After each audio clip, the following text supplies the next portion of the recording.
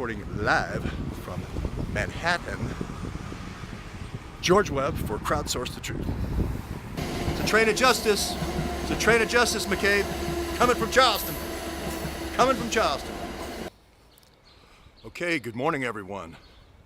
Bronkers, like we call it. Halfway between the Bronx and Yonkers. So, a couple of things. First of all, yesterday I talked about a case. I even got one of the names wrong. Today, we've got all the case law in, hundreds of legal opinions from around the world, really beautiful summaries of those three cases. But first, we're going to talk about the importance of this case. Anyone who's FOIA'd the FBI for their own personal records, wanting to know if they're on the terrorism watch list because the car dealer across the street doesn't like them and they called them in for something, they'll be able to remove that 7E restriction from the FOIA request, and they'll be able to know for the first time, am I on this terrorist watch list? We can start dealing with the facts rather than these kind of school plays. So it's really this: the purple rain, the purple haze, the purple rain, the purple haze. You can't use JTTF. Oh, I think I just missed my train. You can't use JTTF to support your purple rain habit. I'm not talking about those 4 FBI directors being somewhat tangentially getting a bribe from the depleted uranium or somehow sharing in the depleted uranium business. They are the principals of the depleted uranium business. It's kind of a nice train station here. I walked up here. So, Bronkers. What I mean by the DU rat line is the actual directors, the directors of the FBI, Mueller, Comey, McCabe, Ray now, and then also the one who lost his soul, what's his name again at CrowdStrike, the would-be director, Sean Henry. They have what I'm saying today is they have a direct financial interest in maintaining this uranium trade. Okay? So it's warehoused in South Carolina. Now, Skybridge Tactical can fly it anywhere if you really need it fast. Most of the time we're going to put it on a slow Maersk boat, right? But anyway, that's the DU rat line. Those DU weapons, look, we're finding them in Syria all over the place, right? We're finding the weapons in the radioactive testing all over the place. The same thing for the white phosphorus. So there's metadata all over the place. But that is what I'm saying. The purple rain, the purple haze, that's McCabe. That's McCabe. This is Virginia. This is the Port of Norfolk. This is Terry McAuliffe. This is the Enrichment Gang. This is Comey from Richmond. The Enrichment Uranium Gang enriching themselves. But that's the game. Now, you want to protect this game because it's good money. Here you're getting from the U.S. Department of Energy, right? You're getting $200,000 a ton to dispose of this stuff, this depleted uranium. So we're going to take that. We're going to have a little cutout to take that money. Then we're going to ship it, and then we're going to make to Pakistan or wherever. I believe Pakistan is where most of the stuff is made.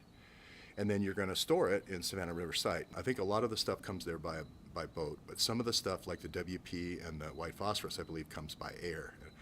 Got the WP out of the way from Florida. We got the DU, South Carolina. That's the operation. I did expose the FBI. And through this process, through this legal process, I will show that the people running this business used their powers at the FBI to make sure that they can keep running this business. The people in charge of the purple rain and the purple haze, people in charge of that business, and if you don't believe me, just read WikiLeaks, are the ones using JTTF as the sheriff to knock down any journalist that comes near that business. That's why Special Agent Pettijohn told me he was from Cincinnati, because he's from Lynchburg, Virginia, and he's part of the enriched uranium gang. Electronic Hunger Games. But it's more than that. It's invasion as well. It's like conducting a house-to-house, room-to-room, top floor-to-bottom search electronically in your phone. The thing that really JTTF didn't want to give up in Boston was the fact that they brought in a kill team from Chechnya, and that they killed a kill team in Waltham that came before them. And that was all to support an operation, a drug operation run by Whitey Bulger for the last 40 years in Boston, through the ports of Boston. That's what they really didn't want you to know. right? That's what 7E is all about. It's a train of justice. It's a train of justice, McCabe. Coming from Charleston. Coming from Charleston.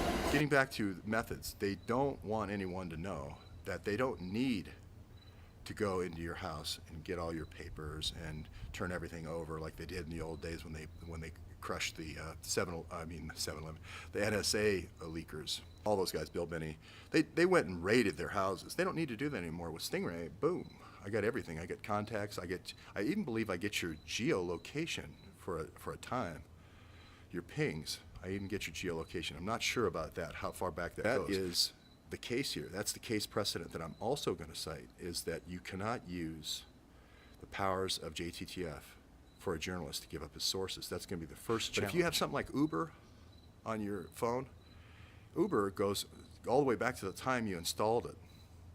Now, if I have your Uber ID, I can immediately then mosaic that thing to get your geo all the way back in time. And I believe you're going to see parallel construction around Uber. Uber is going to be a cutout for FBI, CIA. That they don't even need to get it off your phone anymore. All they need is your Uber ID. They're done because they've got an agreement with Uber. So anyway, or Lyft, both of them, and they throw this kind of mockery of competition. But that's not going to be the logic that allows you now to go into every journalist's phone and then get all their contacts. Now remember, I don't have just one.